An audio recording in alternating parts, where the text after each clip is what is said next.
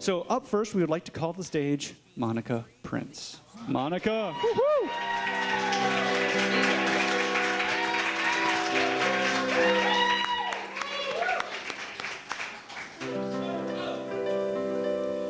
That's it? That's all she gets?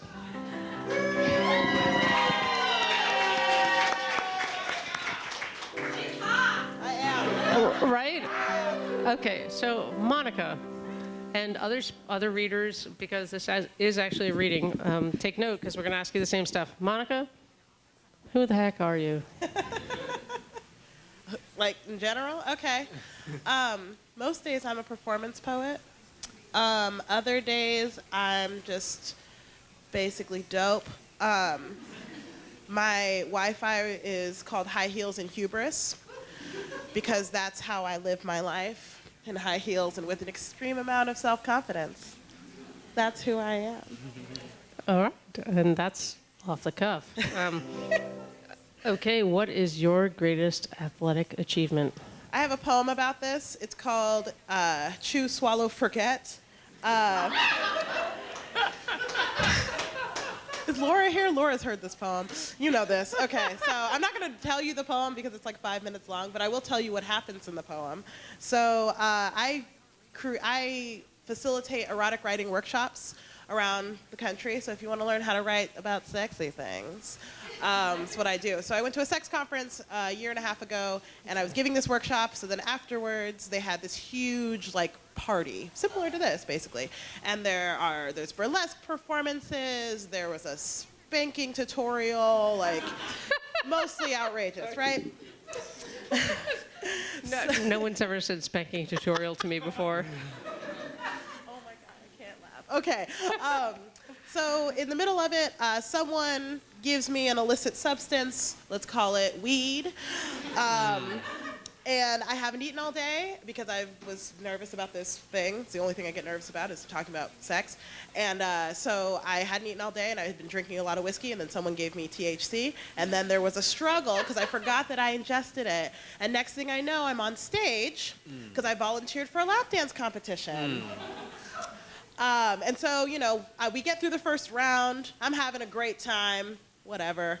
And then, of course, the DJs are or the MCs say, hey, let's make it weird. Okay, the question was athletic achievement. Oh, I'm getting keep there. Going. I'm getting there.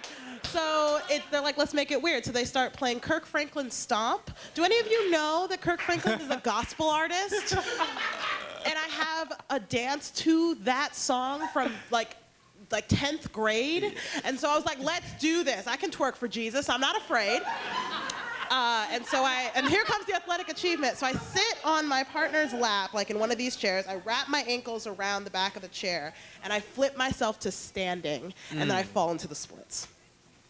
I have never done the splits in my life until that moment. And I did not wholly remember that experience until the next morning when I could not move, and even my toenails hurt. And that is my most athletic achievement. I feel like she deserves an applause for that. Yeah.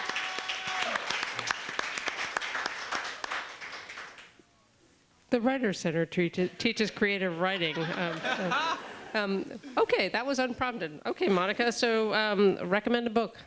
Recommend a book? Recommend a book, and you can include yours because it's for sale right there, and I've read it. And come on in, fella. That's great. Somebody's there. Come on in. Yep. It's called Instructions for Temporary Survival, but that's not the book I'm going to recommend. All right, into the microphone. Into the microphone. Well, I think everyone should read this book. I'm not going to recommend Rian's book because everyone should read that book. And he's going to talk about it, hopefully. But you should all read The Dozen by Casey Rocheteau. It came out in 2016. Casey Rocheteau is a superstar. They won the, what's it called, Write a House in Detroit in 2014. They were the only one to win it, I feel like. And they produced this book called The Dozen, and it has 48 brilliant, perfect poems, and it taught me how to use research in my poetry, so everyone should read it. So before Monica continues to kick our butts with her reading, I just want to say, because Zach forgot to say, this isn't like a reading where we want you to sit here. If you want to drink, get up, get a drink. Just don't talk on your phone, but please just help yourself.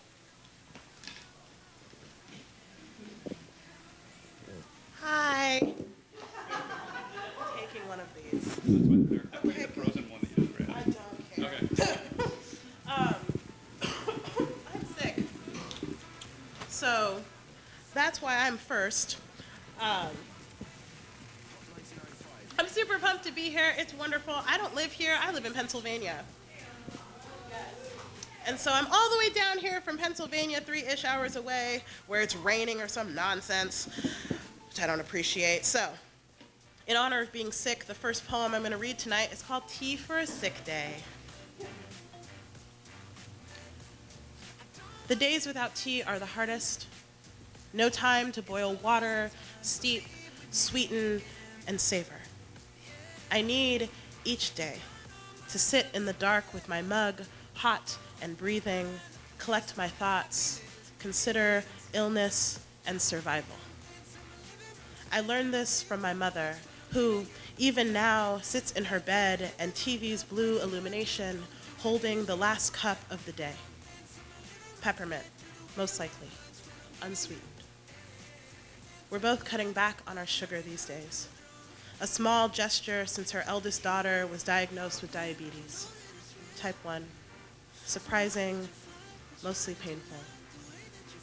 The body simply giving up on keeping you alive. My mother makes tea like she prays every morning, every evening. Her daughters don't pray as fervently.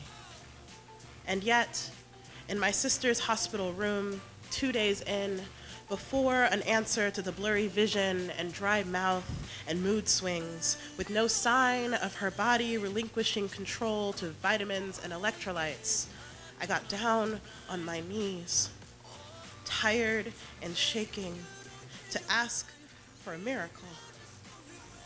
Nothing specific, just repeated the word, please, until my mother's tea went cold.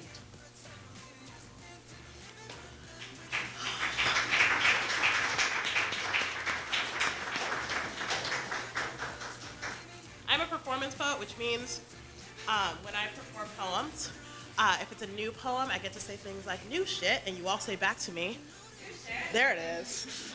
But this is an older poem, so I'm gonna say old shit, and y'all gonna say? Old shit. Thank you.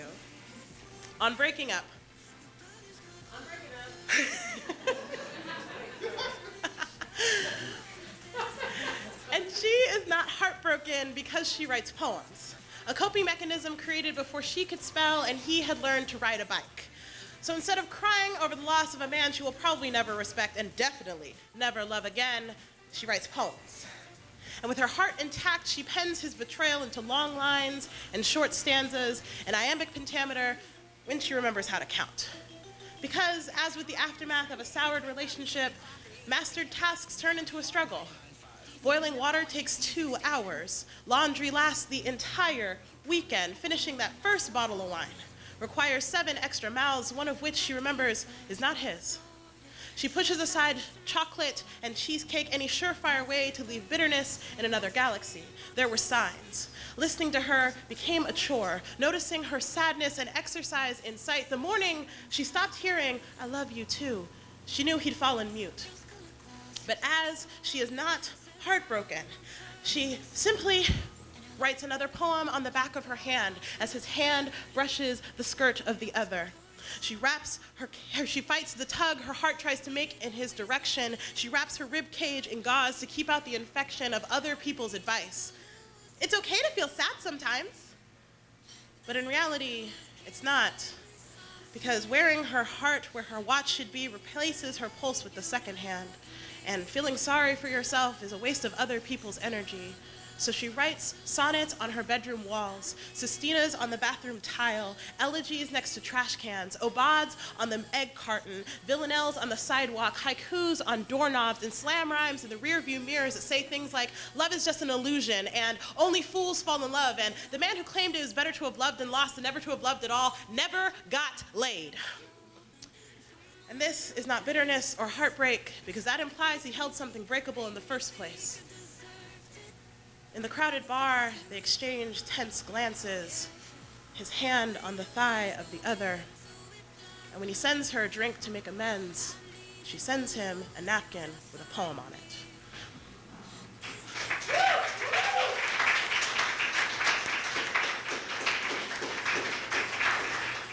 this is my last poem. If I can find it. Okay. I always read this poem when I'm in DC, because it's my DC poem. Breathing Lessons. In the National Portrait Gallery in Washington, D.C., Parker Curry, who is 2, refuses to look at her mother, who wants a picture of her daughter with the portrait of former First Lady Michelle Obama. Parker Curry cannot move, her face transfixed, mouth agape, awestruck. In the gallery, we wait in line for the Obama portraits, hung separately. And when we finally stand before them, we have roughly 30 seconds to a minute to admire, photograph, or curse. Parker Curry just stares. When we first realized the Obama family, we cried. Not because they were black or beautiful or about to make history, all that too, but because we thought someone might murder them. America doesn't like slaves to revolt. Parker Curry thought Michelle Obama was a queen.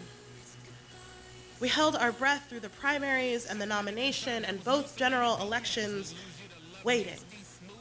Do not confuse this breathlessness with hope. See it instead as prayer. No, they are not royalty. No, or even the first powerful black family, but finally, those who built the White House lived in it. And isn't that rare air? Parker Curry looks like the first full breath in a decade, even as she holds hers in respect for a queen. Thank you.